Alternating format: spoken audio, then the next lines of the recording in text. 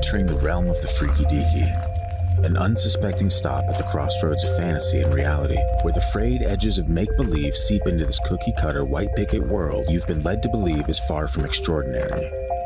What you're about to hear are true stories. Alleged true stories. Christian, just... okay? Tales of the strange and inexplicable thought only to exist in film and folklore. Although difficult to accept, we do not know everything about this reality. About time or space, what lies beneath the ocean's depths. And try though we might, the unchanging truth remains. There are some things we legitimately cannot explain logically. Do your thing. What's up, folks? I'm going to do my thing. No. Welcome back to the Freaky Deaky, ladies and gentlemen, and lizard folks of the world. Reptilians. We are glad that you're joining us today for yet another dive into the infamous Sasquatch. Infamous. You guys know the one. Only heard on this podcast. We have a riveting tale for you this afternoon. We're recording this at 9:37 p.m., so your boy is a little sleepy, and Christian's wide awake, because that's the way that works. Yeah, I get my second wind at about 5 or 6. Yeah, and I get my second wind at about 5 or 6 a.m., and then... 5 or 6 years from now, I thought you were going to say. Well, probably that as well, but that's not what you're here to listen to. That's fine. I don't want people to feel bad for me that I don't get any sleeps, and that's cool. I don't feel bad. And everything's great. What you can do, if you're new to the show, welcome to your new favorite spooky ghost podcast and Bigfoot podcast. And other things. And other things. We talk about stuff. If you could do us a favor, listen to the episode. If you enjoy the show, rate it 5 stars wherever you're listening. It really does help us grow the show out. You guys have been doing just superb with the ratings and reviews lately, and we love hearing it. Merci beaucoup. Wow, you would. Find us on social media at Freaky Deaky Pod on Instagram, Facebook, YouTube, Threads, at TFT Paranormal on TikTok, and be sure to subscribe on YouTube. We have a new show called Sleep with the Lights On that we're going to be dropping sometime in October. More details coming soon. Working very hard at producing this and making it look nice for you guys and having a good time. And we've wanted to do YouTube shows for a while now, and we're just trying to work it in. The schedule hasn't really opened up. We're just trying to make time where we can. And we have fun with these projects. Here's a little thing for our Sleep with the Lights On. Go on Amazon tonight. Get yourself a couple night lights. Wow. You might need them. You might need them, guys. So that pretty much wraps it up. If you have a story of your own that you'd like to share with us, have you seen Bigfoot? Do you know anyone that has seen Bigfoot? I've seen big feet, but not Bigfoot. Wow. Okay. Send it into the gang at thefreakydeaky.com or leave us a voicemail at 801-997-0051. You can record up to 3 minutes and we get it directly on our phones and we can listen to it and we can share it with other listeners of the show.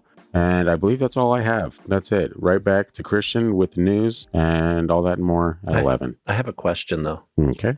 On Spotify, Yes.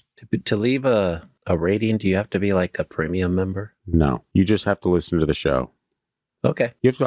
I believe you have to listen to the show for 30 seconds or more, and then you have the option of giving it a rating. You can't leave a review. It's just a 1 to 5 star rating, and we trust in our heart of hearts that you're going to tap that 5. You're going to give us 5, and we're going to give you 5 if we ever see you in reality. That's how it works. $5 and a high five. I hope you see Christian more than me because I don't have a lot of 5s to hand out, and that's fine. But we should probably get into the episode now. Christian, you take it away. All right, Scott, let's go way back. Whoa. Yeah. And we're back. That must be the Wayback Machine. We're way back. Is that copyrighted, the Wayback Machine? Probably. Yeah. 1924 is the year, and the main character in this encounter is a Canadian named Albert Ostman. Noted. Albert was a lumberjack back in those days. Hot. And he was an experienced woodsman. I didn't know you had a thing for lumberjacks. Brawny? Yeah, it is. It started with Brawny. Yeah, me too. The way he found water seems almost magical to me. He walked around until he saw it. He's like, hey, look, a pond. Yeah. Being a hard-working, rugged Canadian, he decided he needed a vacation. Been there. So he went off the grid when it was still a thing. And off the grid wasn't that hard back then. That's basically in the... Yeah, you leave your house and you're like, I'm going to walk 400 paces in any direction. Yeah, unless you're in like New York or Los Angeles, everything else off the grid. You'll never see me again. He traveled to British Columbia near Toba Inlet. It was what he called a vacation, but he was also prospecting. Nice. Heard of a lost gold mine in the area? Always. There's always a lost gold something. Yep. Gold, it's And nobody finds it. the root of all evil. Okay. I always found it fascinating. Quick side note, that when you hear the stories about what the whatever planet X. Yeah. And they were mining the Earth for gold. Like, so gold is a thing on other planets too? Hell yeah. I guess so. So this place, anyway, back to the story, was so remote that he hired what he called, and this is what he called it. Wow. This is going to be racist. Not us. Christians being racist. Hold on. There's even quotes around this phrase, Indian guide, quote unquote. Indian guy? Guide. Like Sacagawea. We will call him a First Nations guide. There just you go. because I think that's the coolest name for an indigenous people. I don't think I could have said Sacagawea any whiter than I did. And Probably. I apologize. Yeah. That was incredibly racist. That's your mother tongue. I'm the worst. I am the worst. Sorry, guys. The guide took him by boat to Toba Inlet, and on the way they talked a bit. The guide talked about gold brought out by a white man from his lost mine. Hell yeah. The man was a heavy drinker, spent his money at the saloon. Then he would go away for a few days and come back with a bag of gold. One day he went off to his mine and never returned. Ooh. And his guide said, some people said a squash. Yeah. That sounds incredibly bad. Yeah. Some people said a Sasquatch had killed him. And Ostman at this time had never heard of a Sasquatch before. It's 1924, before it was a thing. Yeah, Patty wasn't quite swinging low, sweet chariots just yet. It was before we had podcasts talking about. That's right. So I asked him what kind of an animal he called a Sasquatch. The Indian said they have hair all over their bodies, but they are not animals. They are people, big people living in the mountains. My uncle saw the tracks of one that were 2 feet long. One old Indian saw one over 8 feet tall. And before I go further, I should say a lot of the source from this is Sasquatch, The Apes Among Us by John Green. Can you say that louder so people can actually hear it? Sasquatch. I didn't say deeper. Sasquatch, The Apes Among Us by John Green. So John Green's the racist, if you're wondering. John Green took the story, I think, from Albert Ostman's writing. Cancel Albert Ostman now. Yeah, but that's, quote, that's what they say, as they say, that's how they talked back then. And if you get canceled for this, we hope it was a really good episode and worth it. We're rooting for you, Christian, all of us, really. I put quotes around it. Yeah. So anyway, I told the Indian, wow, again. Can you just start saying native? You're actually making me uncomfortable. I told the native. No. I'm very uncomfortable. I told the indigenous person. There it is. I didn't believe in their old fables and about mountain giants. I'll have none of it, thank you. It might have been some thousands of years ago, but not nowadays. Indigenous guide said, there may not be many, but they still exist. They still exist. The indigenous guide was correct. Yes. So that was part 1. Cool. Now we're in part 2. Part 2. So Albert Ostman gets dropped off and tells his guide to come back in 3 weeks. So I kind of skip over all this outdoorsman way of setting up things, but so I grabbed my trusty axe and I headed down. Yeah, this guy was pretty impressive on how he set everything up. He knew he was old school, knew what he was doing. Ropes, axes, and wood, correct? Yeah. Stones. Good stuff. So he's the type that makes today's preppers look like big Boy Scouts. Today's preppers are Boy Scouts, but or was it their scout leaders? I don't know. Take it the way you want to. Okay. After a few nights of hiking up and down the mountains, he saw what he was looking for, the chupacabra. That feels like you just added that. Yes. Okay. Just clarifying for our listeners, Christian, we're trying to make a true show here. Yep. I found an exceptionally good campsite, he says. It was 2 good-sized cypress trees growing close together and near a rock wall with a nice spring just below these trees. Hammock. Yeah, I guess so.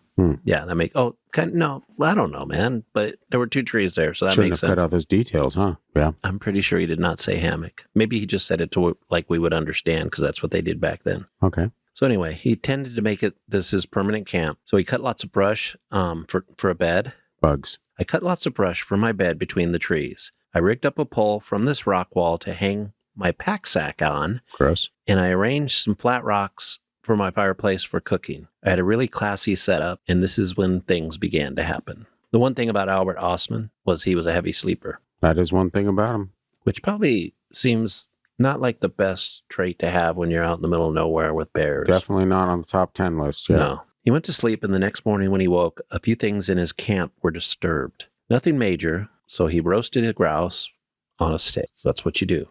Sure. That night, he loaded his rifle and prepared for what he thought was a porcupine. He said porkies like leather. So I put my shoes in the bottom of my sleeping bag. So that's an Easter egg. Wow. The next morning, his pack sack had been emptied out. Gross.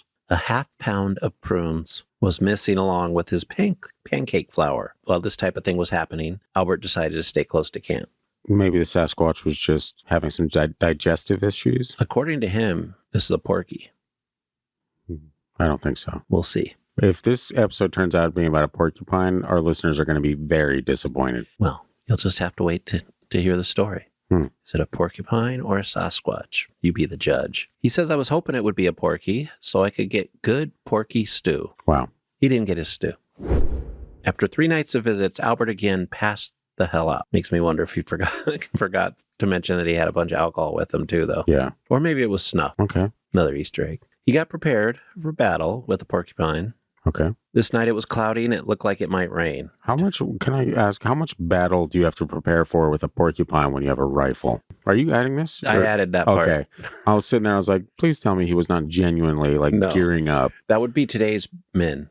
Okay. Not necessarily then. We would talk about it because, we don't get to go on our big hunts and, wow. you know what they say about us men. You know what they say. You guys have heard it all before. Yeah. So he took special notice of how everything was arranged, and he closed his pack sack. He did not undress. I only took off my shoes, put them in the bottom of my sleeping bag. I drove my prospecting pick into one of the cypress trees so I could reach it from my bed. I also put the rifle alongside of me inside my sleeping bag. I fully intended to stay awake all night to find out who my visitor was. 3 minutes later, I passed out. Pretty much, yeah. That's how it always goes. But he says he must have fallen asleep, of course. Oops, yeah.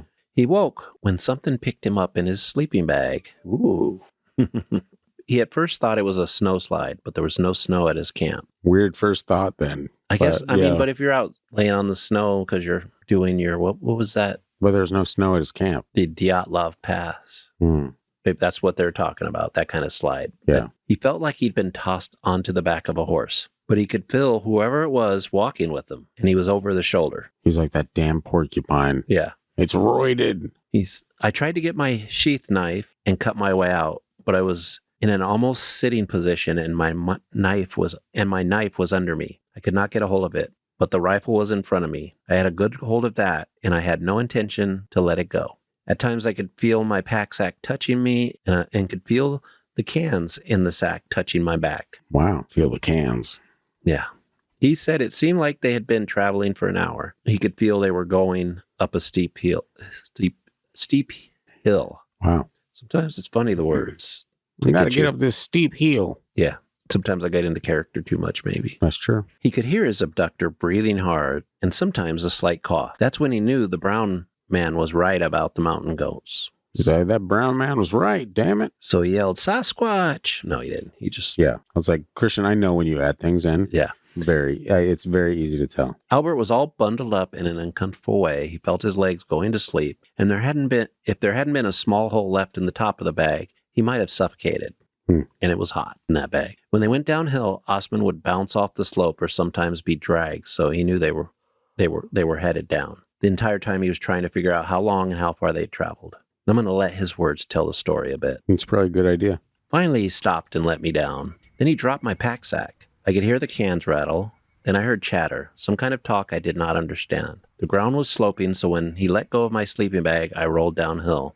I got my head out and got some air. I tried to straighten my legs and crawl out, but my legs were numb. It was still dark. I could not see what my captors looked like. I tried to massage my legs to get some life into them and get my shoes on. I could hear now it was at least 4 of them. They were standing around me and continuously chattering. I'd never heard of Sasquatch before the Indian told me about them. Racist. But I knew I was right among them. But how to get away from them? You tell me, Christian. How do we get away from them? That was another question.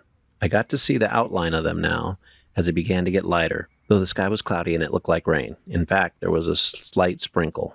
I now had circulation in my legs, but my left foot was very sore on the top where it had been resting on my hobnail boots. So I guess those were some serious boots or type of boot. I don't know what a hobnail is. The title alone makes them sound pretty hardcore, yeah. Yeah. I got my boots out from the sleeping bag and tried to stand up. I found that I was wobbly on my feet, but I had a good hold of my rifle. I asked, "What you fellows want with me?" Only some more chatter. Yeah. I mean, chatter, probably not in English, I'd imagine. No, I guess that's like, oh man, it's raining again. Isn't that crazy? Yeah. It was getting lighter now, and I could see them quite clearly. I could make out forms of 4 people, 2 big and 2 little ones. They were all covered with hair and no clothes at all. I saw their dangly bits. He did. Ostman would say this was a family. It consisted of an older male and an older female, the 2 young ones, a boy and a girl, and he had to make sure he rolled them over. Wait, what? He had to make sure he rolled them over? To make sure with boy and girl, he rolled them over. Oh, so he could see the genitals? Let me see those genitals. I thought you could tell when I just threw something in there. Well, I felt that was thrown in there, but I didn't fully understand it. Okay, now you do. The boy and the girl were afraid of him, and the female seemed to be a little displeased with her man's captured furless monkey. Maybe she said something like, I told you to close the bag all the way. Now the kids think you brought them a pet. Wow. I mean, that's the only thing. Like, he's like, I'm lucky the bag was open. Yeah. And then all of a sudden he plops down in front of this family of Sasquatch. He's like, oops, I'm going to go back in my sleeping bag now. That feels like a good move. The funny part was Ostman saying the male was waving his arms around while telling her all that he had in mind, which sounds very human. Like when the man does something that she didn't like and he has to explain his... Damn it, Bertha, you just don't get it. It's all part of the plan, lady. And this was the beginning of his 6-month stay with this group. I won't call them the Hendersons. Wow. He planned an escape throughout his waking minutes, but he was treated well and wanted to avoid violence. But he would kill if that's what it took to escape. Okay, but do you think you're taking on 4 Sasquatch? He had a rifle. Okay, but do you think you're taking on 4 Sasquatch with a rifle? Ostman, maybe you got to think it through. Maybe he was thinking if... Maybe you just have to take out the dad and then the mom's going to cry. No. That could happen. They slept outside next to an area that was partially protected by a tall rock wall. It was to the west, and this is where Albert stored his belongings. I mentioned something about water earlier, so I'll have him explain how he found water, because this fascinated me. He dug the earth. I decided there must be some water around here. The ground was leaning towards the opening in the wall. There must be water at the upper end of this valley. There is green grass and moss along the bottom. I don't know how he figured that. I mean, that's impressive. Outdoorsman. Yeah, that's really us. We'd be like, do you have any Dasani, perchance? Yeah. Just kidding. Nobody drinks Dasani. Oh, I do. Oh, much just better. Kidding. Yeah, that. Much better narrowhead. Wow. When Albert found the spot that his captors were sleeping, he noticed they had made blankets of woven, narrow strips of cedar bark, packed with dry moss. They looked very practical and warm, with no need of washing. On that first day, he said, not much happened. I had to eat my food cold. The young fellow was coming nearer me and seemed curious about me. My one stuffed box was empty, so I relied it toward him. I guess threw it toward, or you know what? Whatever, man. I'm sure we figured that out by the sentence. Is it relied, maybe? I don't know. Does that sound better? I don't know. I don't understand these old words. When he saw it coming, he sprang up quick as a cat and grabbed it. He went over to his sister and showed it to her. They found out how to open and close it, and they spent a long time playing with it. Then he trotted over to the old man and showed it to him, and they had a long chatter. The next morning, he decided he was making a run for it, even if he had to use his gun. He packed up his stuff, loaded his gun, and started to leave. The old man got up and seemed ready to push him back, pointing to the opening to let the creature know he wanted to leave, but it put its arms out and said something like, Sosa. Krakatoa. No. Yeah, something. He actually, spell check got me on this one. Wow. But that's what it sounded like. The thought crossed Albert's mind that he could shoot his way out, but he only had 6 shells left, and he thought the big guy might not go down when hit by his 30-30. He felt there was a better way to leave than killing him, so he went back to the place he had set up his little camp, and he began to think about being friendly to the kids so they might help him. Such a human thing to do. Compassion. Love. Let's manipulate the children so I can get away from Okay, I was Sasquatch. taking it a different direction, but that's fine, I guess, Probably because even the kids of Sasquatch are bleeding hearts. I don't know. Wow. I don't like that line. And yet we have to endure it ourselves. Kids are kids, even if they're Sasquatch.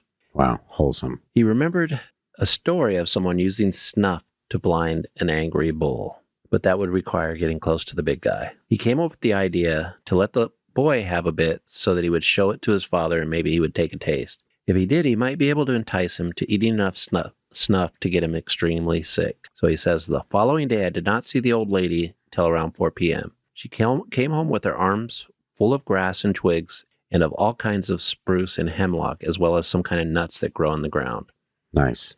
I've seen lots of them on Vancouver Island. The young fellow went up the mountain to the east every day. He could climb better than a mountain goat. He picked some kind of grass with long, sweet roots. He gave me some one day, and they tasted very sweet. I gave him another snuff box with about a teaspoon of snuff in it. He tasted it, then went to the old man. The old man licked it with his tongue. Then they had another long chat. So it's very, at least father and son talk a lot. Stop taking things from this crazy man that we've discovered. Yeah. He gives you weird gifts, and I don't like it. He gives you weird gifts, and he's dinner. It's not right. It's not proper. So Albert made a dipper out of his milk can. Nice. Well done. He threw it to the young fellow, who picked it up and went to his father, showing it to him and having another long chat. The boy came back and started making gestures that Albert came to understand was him asking for a dipper for his sister. Wholesome. He was standing only 8 feet away from me when I had made the dipper. I dipped it in water and drank from it. He was very pleased, almost smiled at me. Then I took a chew of snuff, smacked my lips, and said, "That's good." Yum, yum. Yeah. Isn't this great? The young fellow pointed to the old man, said something that sounded like ook. I got the idea that the old man liked snuff, and the young fella wanted a box for the old man. I shook my head. I motioned with my hands for the old man to come to me. I do not think the young fellow understood what I meant. He went to his sister and gave her the dipper I'd made for her. They did not come near me again that day, and he'd now been there. This is now 6 days later. But I was sure I was making progress. If only I could get the old man to come over to me. Get him to eat a full box of snuff. That would kill him for sure, and that way, kill himself. I wouldn't be guilty of murder. Wow. Yeah. I wouldn't feel bad at all. Hey, he did it to himself. Yeah, that's some mental gymnastics. Albert would give some descriptions of the girl and the old lady that, while not always crude, would probably throw up some flags if we put them here. But there was a strange part of this story that in modern times is troubling. Maybe it wasn't the same then, but it comes across as a different sort of troubling, I think. This is Albert talking again. I'm sure if I could get the old man out of the way, I could easily have brought this girl out with me to civilization. But what good would that have been? I would have to keep her in a cage for public display. I don't think we have any right to force our way of life on other people, and I don't think they would like it. Attaboy, Albert. Yeah, the noise and racket in a modern city, they would not like any more than I do, he said. He's like, me and the Sasquatch, we're pretty similar. Yeah. None of them big town folks in Vancouver. That was a little hippie-ish. Some descriptions he gave about the family. The young fellow might have been between 11 and 18 years old and about 7 feet tall, and might have weighed about 300 pounds. His chest would have been 50 to 55 inches, his waist 36 to 38 inches. He had wide jaws, narrow forehead that slanted upward around the back, about 4 or 5 inches higher than the forehead. The hair on their heads was about 6 inches long. The hair on the rest of their body was short and thick in places. The woman's hair on the forehead had an upward turn, like some women have. They call them bangs. Wow. Bigfoot bangs. Among women's hairdos. Nowadays, the old lady could have been anything between 40 and 70 years old. Wow. She was over 7 feet tall, and she would be about 500 to 600 pounds. She had very wide hips, he said. Oh. And a goose-like walk. And junk in the trunk. No, I'm sorry. Wow. Yeah. She was not built for beauty or speed. Well, that's a little rude, Albert. Some of those lovable brasiers and uplifts would have been great improvement on her looks and her figure. Wow. The man's eye teeth were longer than the rest of the teeth, but not long enough to be called tusks. So I guess those are like the canines.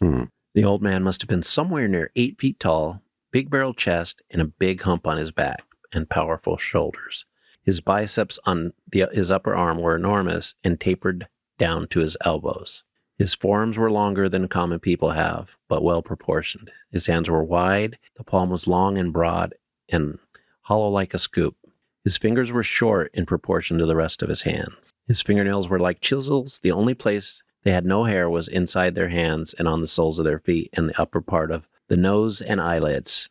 I never did see their ears. They were covered with hair hanging all over them. He said if the old man were to wear a collar, it would have been at least 30 inches. I have no idea what shoe size they would need. I was watching the young fellow's foot one day when he was sitting down. The soles of his feet seemed to be padded like a dog's foot, and the big toe was longer than the rest and very strong. In mountain climbing, all he needed was footing for his big toe. They were very agile, To sit down, they turned their knees out and came straight down. To rise, they came straight up without the help of their hands or arms. I don't think this valley was their permanent home. I think they moved from place to place as food is available in different localities. They might eat meat, but I never saw them eat meat or do any cooking. Hmm. The boy and the old woman had given Albert some type of grass and roots to eat, and he said everything was sweet that they gave him. Nice. Now we're to the escape.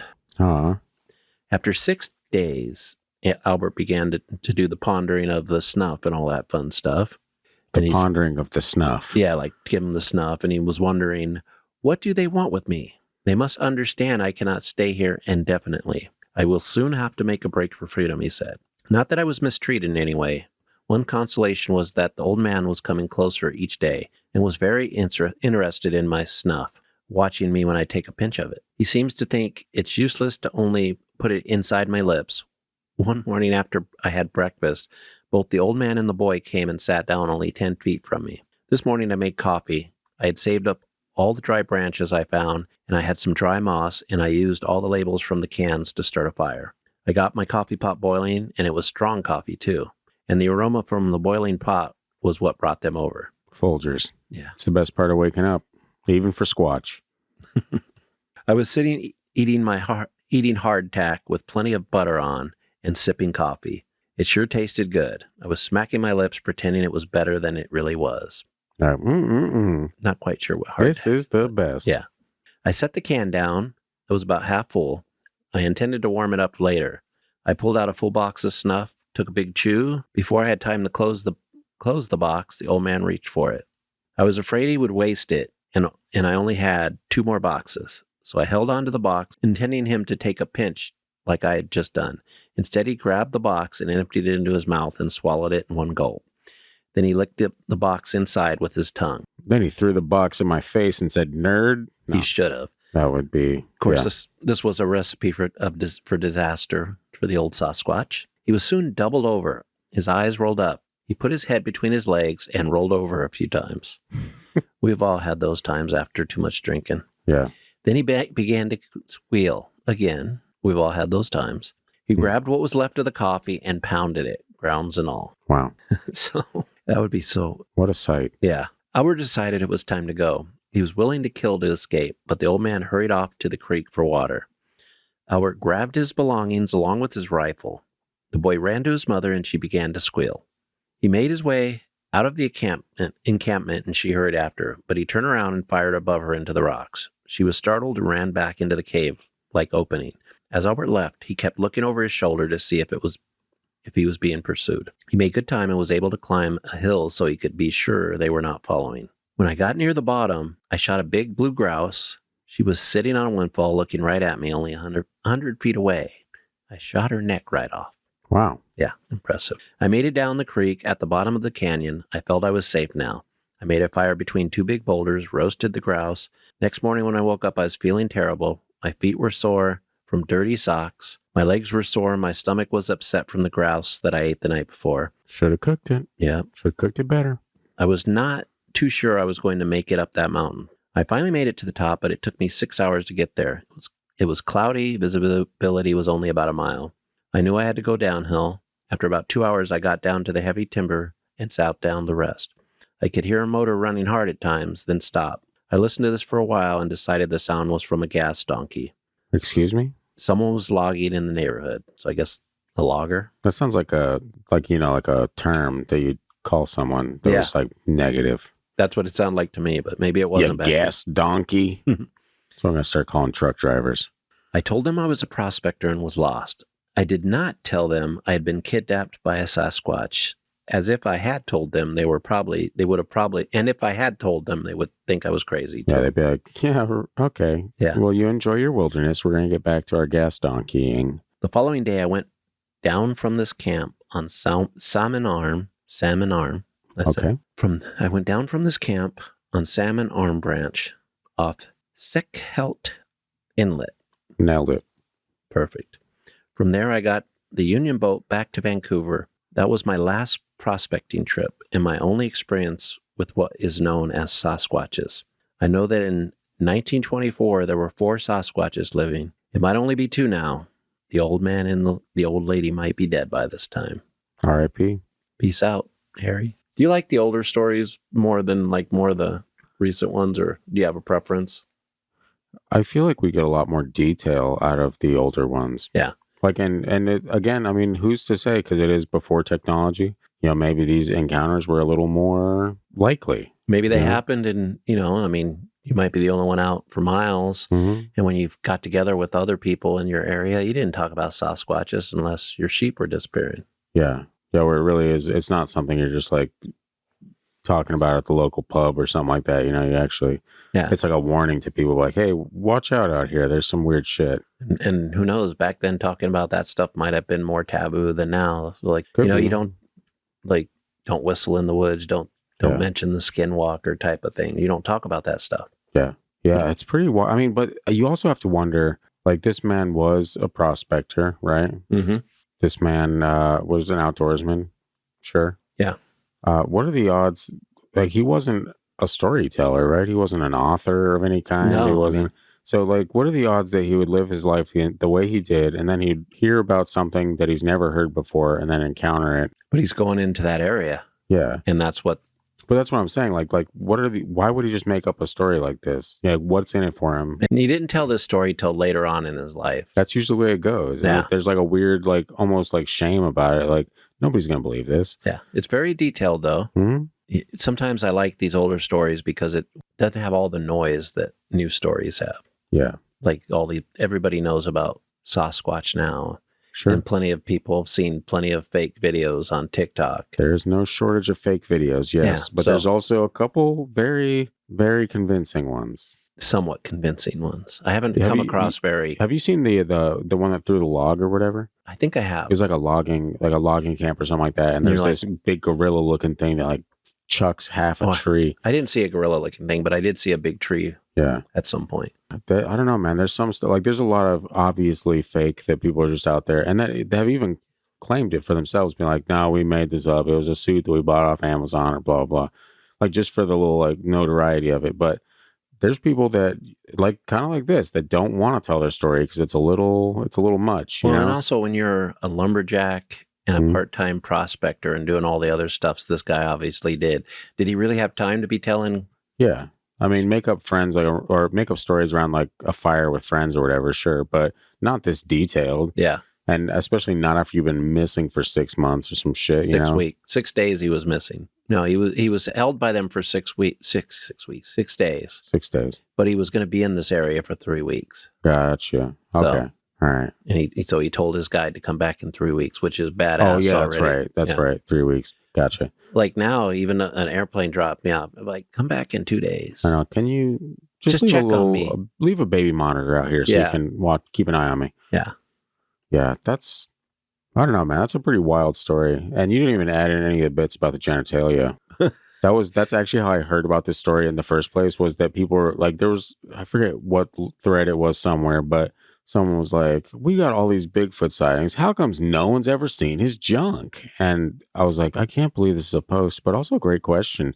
And people were mentioning a few stories where, junk was clearly visible. And Albert Ostman is one of those stories. And I was like, oh, I've never heard of that. And I looked, I was like, holy crap. Yeah. And when he described it, it wasn't graphic. It wasn't anything sexual or anything. Yeah. It was just like an observation. He literally was just like, I saw his pee-pee. Yeah.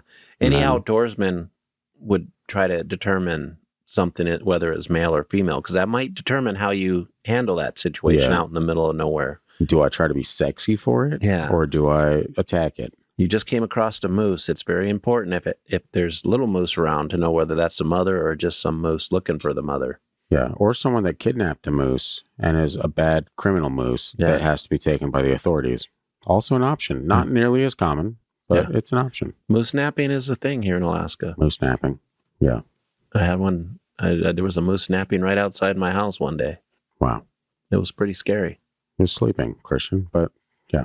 Yeah. In my mind, though, I imagine him waking up and being angry with me. You certainly would. It's all right. I played out a weird scene between two slugs out on my porch the other day. Yeah, I get that. Slugs are different. If the devil has insects, that's one of them. I don't even know if that's an insect. I don't believe think it so. is. Weird. Didn't think we were going to broach that topic on the Bigfoot story, but that tends to happen. You know what that reminds me of? Lumberjacks would be a good episode. We've already talked about a couple very strange lumberjack stories. Now that you've said this on air, we have to put it together quick. Oh shit! Yeah, that's right. All right, so next week, no. Like, I mean, wasn't Travis Walton technically a lumberjack too? Yes, he was logger. Yeah, and he vanished for what, 5 days, something like that. It's been You got to imagine there's some, even if like, I mean, you're deep in the woods. Yeah, they don't always have to be outright supernatural to feel supernatural. I mean, there's some weird sounds out there in the middle of nowhere. Hell yeah, and you have to live with it if you're an outdoorsman. Mm-hmm. Or a lumberjack. Which explains why you and I are not outdoorsmen. I mean, that and the whole...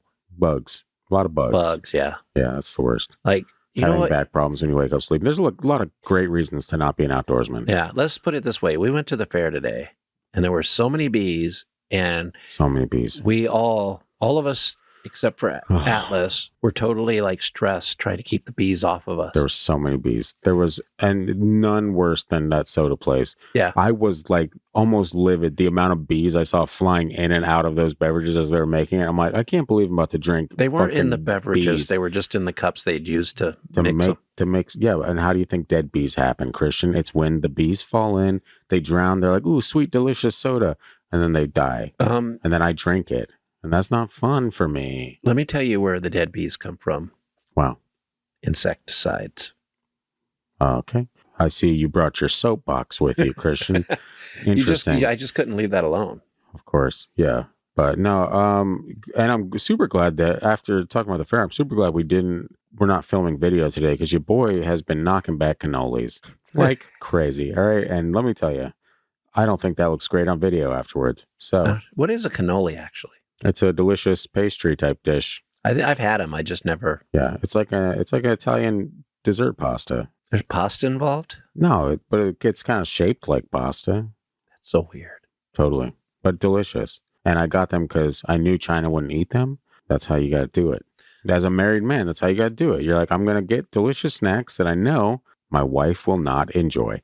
So that means they're all for me. Nice. And how did she repay me? She got sick and she ate my potato salad. And now I have no potato salad because I don't want to touch the thing. You offered the potato salad to her. I was there. No, she said, can I have some? And I said, And for a moment there, I was worried about you, Scott. And then you said, you can have it. And I was like, for my loving wife, anything.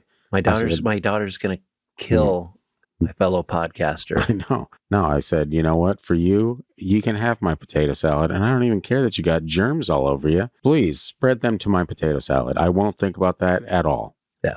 And I didn't. So here we are talking about it. But it's fine. She doesn't listen to the show. The whole time I was reading stories, he was like, I'm going to get sick. I'm going to get sick. I can't get sick. I'm going to get sick. Look, when you're a very highly productive person and you manage a full-time job and a podcast and a business and more stuff on top of that, a child even, you got a lot on your plate and you're like, hey, you know what? I can't fall under the weather at all. Here's the thing. Do I need to throw out a serenity prayer for you? Yes, Christian, please pray for your boy. You just, there's no reason to stress about it. It's either going to happen or not. And when it happens, you deal with it like everything in life. This is unnecessary stress.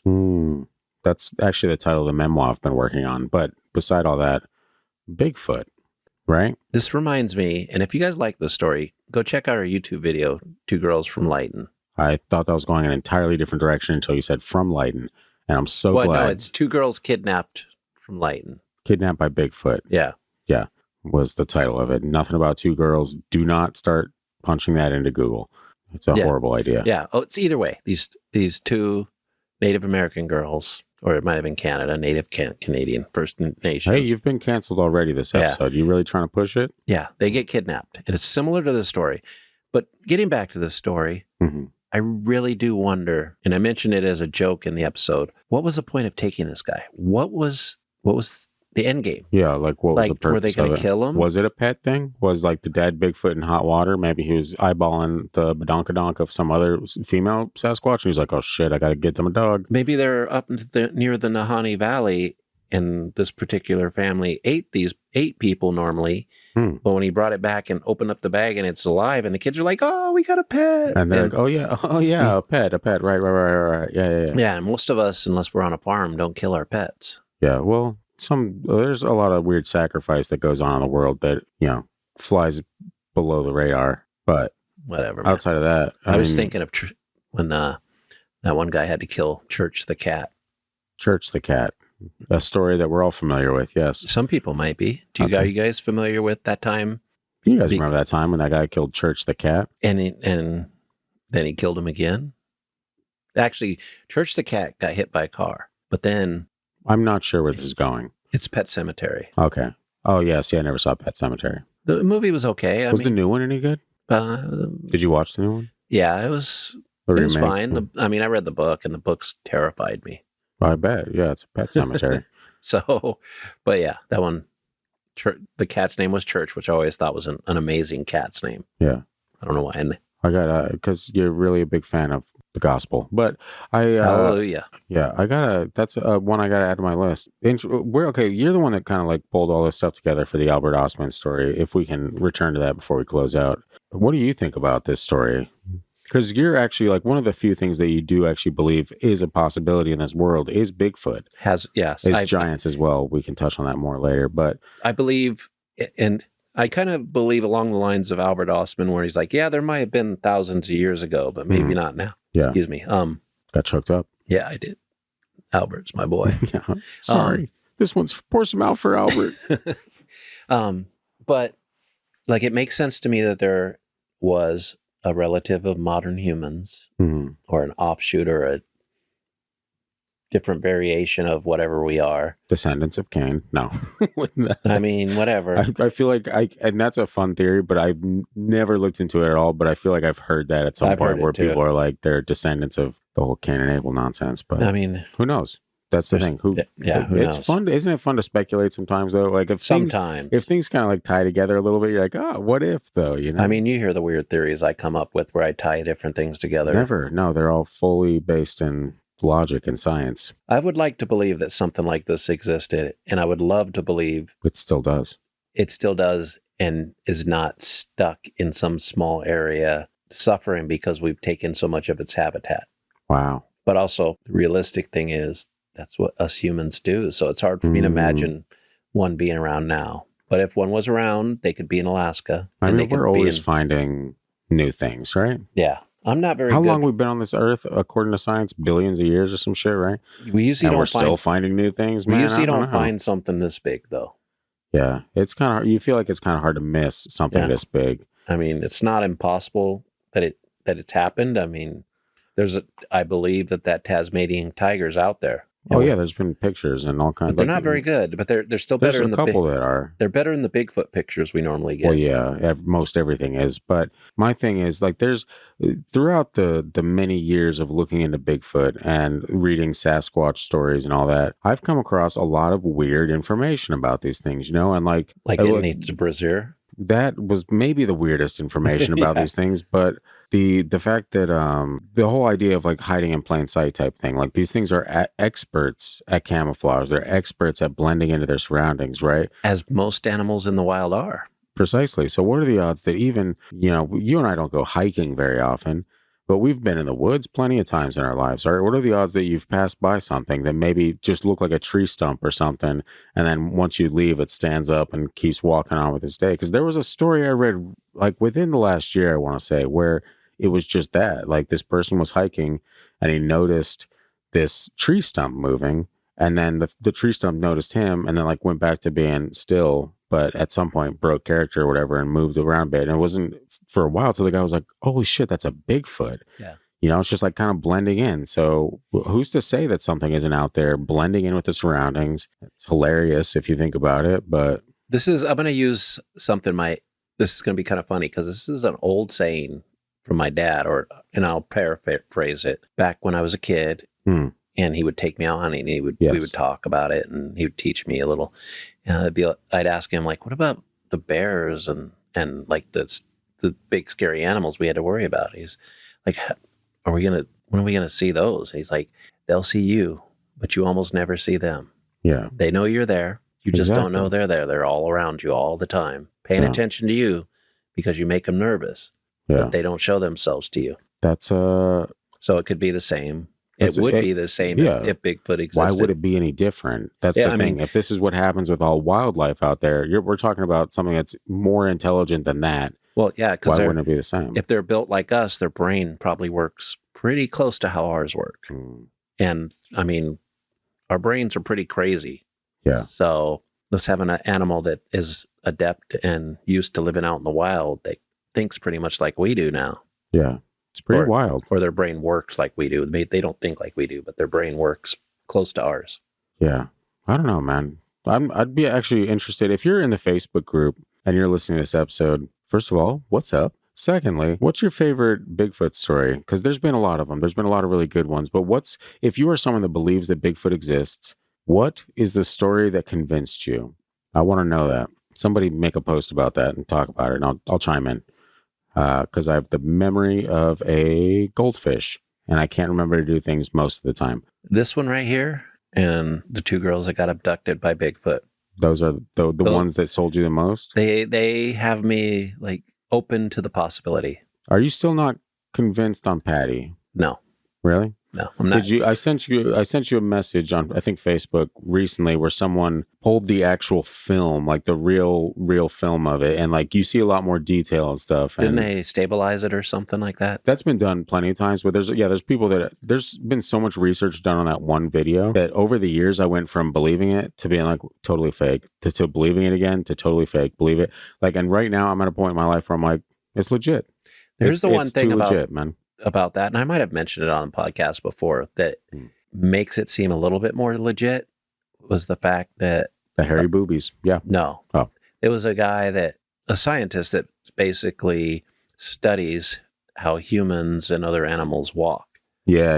and it's it breaks it way down. It's not just like, oh yeah, he walks like a lurch or something like Yeah. that. It's like, no, this is how not only they move, but the way their body is built. This is how they. It only cannot way be they- replicated by, yeah. It's not that simple. Yeah. I know, man. That's one of the things. It's like, damn, like we're at the point where it's been analyzed so much now that I have no choice but to be like, all the professionals that watch this thing are saying it's legit. And it's only the people that are like, no, this is fake, blah, blah, blah, blah, like that are like, oh, you can totally see he's got something in his pocket. And you're like, Now, to be fair, some of these professionals that say it's legit, they have to say it's legit because they're professionals. yes, they So- can't be like, it's fake. Yeah, in their realm. I mean, Sure. other skeptics might not call them professionals because skeptics are Oh. jerks sometimes. No. I'm not even talking about like in their field. Yeah. I'm talking about like people that analyze video, not cryptozoologists, not anything like that, but people that are good at analyzing video, They can't scale determine and a all that fake. stuff. They can absolutely determine a fake. I mean, they can't in this case, Hmm. it sounds like. And I don't know, man. It just goes to show you that just having a pretty good video, Yeah. especially for that time period, isn't enough. Yeah. It has to be longer. It has to be, I mean, we need a lot of Follow it in the information. woods, damn it. What were Yeah. you doing? You need multiple camera angles and a drone nowadays. Yeah. Yeah, it is pretty much. And it's kind of that thing we talk about. Like, it's a disservice to people that are actually trying to discover these things or like put together actual facts when people just buy costumes and go out in the woods, be like, we're going to make a Bigfoot video. I mean, sure, they're It's like, stupid, man. It gets Are so they- annoying. And it that's- gets so annoying to the fact that so many people believe it. There's only like 5 or 6 rational people in the comments being like, guys, please, for the love of God, you have to know this is fake. what about, okay, this is not Bigfoot, but it's a similar, like we were talking about that flight that disappeared. Yeah. And then all of a sudden people are saying there's a video of it being The Malaysian, being teleported. And then you're like like, aliens.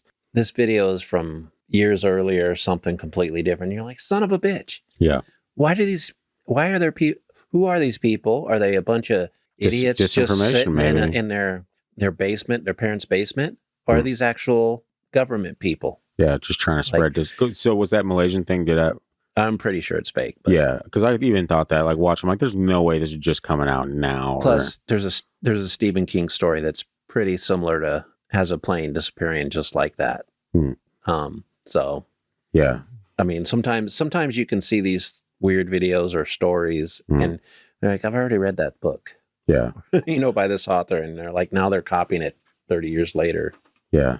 It's crazy, man. It sucks. It sucks because, like, I'm skeptical, yes. but I want to see the stuff that people, wholeheartedly feel they've documented in one way or another. I don't want to see somebody playing a prank. Or even not like the people that have like genuine stories. Yeah, and you hear them tell it, like there's like a sincerity there where you're like, I'm not convinced that you're just looking at a bear. Even if they didn't see what they think they saw, they saw something. And in their mind, whether it's a ghost, Bigfoot, aliens, whatever, demons. Fallen angel, demon. Yeah.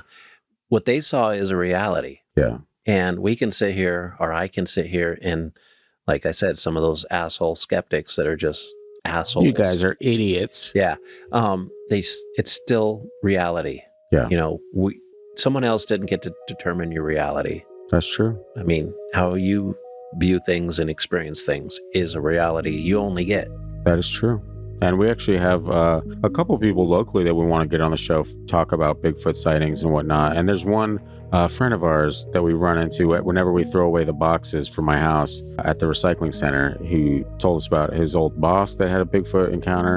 And I actually, dude, when I was talking to him last time, he had a pretty wild UFO story of his own. Really? Like, yeah, he just kind of dropped it out of the blue, and it was like pretty much him being chased down by like him and his friends when they were teenagers or something, like seeing a bright light getting closer and closer and closer and like pretty much going like right over them as they're running down the street. Like, it was a pretty wild story. I'm like, damn, dude. And if his boss is listening, we are going to get you on the show. Christian is very slow about reaching out to folks. Weren't you talking about earlier how slow we both are sometimes because of the schedules? Why are you just going to... Oh, I'm just dumping it on you. Why are you going to shame me like that? It's easier that way. But we are going to we want to have you on the show. We want to hear that story. And anyone else that's local that has experiences, if you want to come in studio and talk about them, we would love to talk to you. We have a couple lined up in the near future. It's, again, just kind of working with schedules. We have a very comfy extra chair here. We do. And in the meantime, I think that pretty much wraps it up now. It does for me. It does for me as well. It's almost 11 o'clock, and Bigfoot is real. And also, obviously ghosts are real. No. You said it, dude. I said that last week. I've changed my mind. That was multiple weeks ago, and you know it. Also, again, guys, if you enjoy the show, please take the time. It takes very little effort on your part. We're not asking you to buy merch. We're not asking you to do any of that stuff. But if you want to, it's at thefreakydeaky.com. But just rate and review the show. We're honestly trying to push this as hard as we can and climb those charts. And it is very difficult. There's a lot of stuff out there. It just made a weird noise in my mouth. I hope you didn't hear it. Well, you will when you go back. Every time you open your mouth, you make a weird noise with your mouth, but that's usually just you explaining something away that makes no sense. Here's something I'd like to make a weird noise with my mouth right now and send a quick thank you to those of you guys that have been on Facebook and stuff like that saying super nice things to us lately. Oh yeah, it's very nice. Thank you. Thank you very much. And we have gotten some really nice emails and stuff too from listeners that have been enjoying the show, and that just warms our hearts. That really does. And we maybe don't say it often enough, but if you're in the Facebook group, we've been talking with you guys. We enjoy it. We love hearing your thoughts on the episodes, the stories, the suggestions, your own paranormal experiences. It's been a real treat. And if you're not there, you're missing out. You can find it at Freaky Deaky Pod on Facebook. Click on the groups, ask to join. We'll let you in. We're friends. It's fine. And outside of that, at Freaky Deaky Pod on Instagram, YouTube, be sure to subscribe. Again, we got some cool stuff coming down the pipe with that. Is it pipe or pike? I can never remember. Coming down the tube. Wow, so much worse. Yeah, so if you have a story of your own that you would like to hear on a listener story episode, send it into the gang at thefreakydeaky.com or hit us up on that TFT voicemail line at 801-997-0051. We hope you guys have a fantastic week ahead, and we'll see you right back here on the Frinkity Dinkity. So long. Goodbye.